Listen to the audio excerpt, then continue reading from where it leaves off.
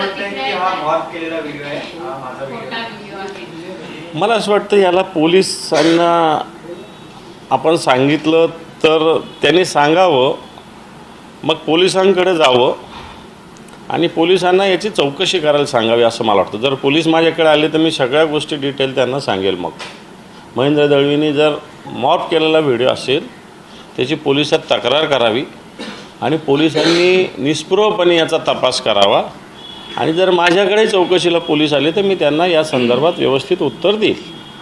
या व्हिडिओचा काही अंशी जरी सत्यता आढळली तरी मी आमदारकीचा राजीनामा देईल असं ते म्हणत आहे. हे पण मी कोणाला आमदारकीचा राजीनामा देण्यासाठी किंवा त्यांच्यावर आरोप करण्यासाठी हा व्हिडिओ पोस्ट केलेला नाही.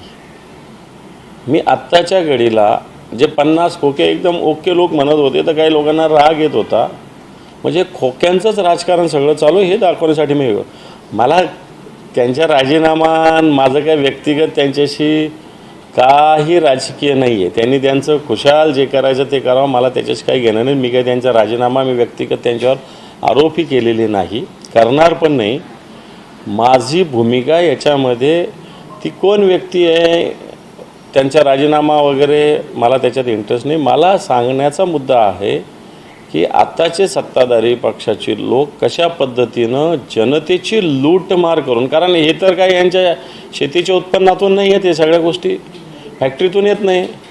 मग सगळे टेंडर्स, सगळं राजकारण, सगळे याचे त्याचे टक्केवारी घेणं, बदल्यामध्ये सगळ्या गोष्टी करणं, याच्यातला हा पैसा आहे.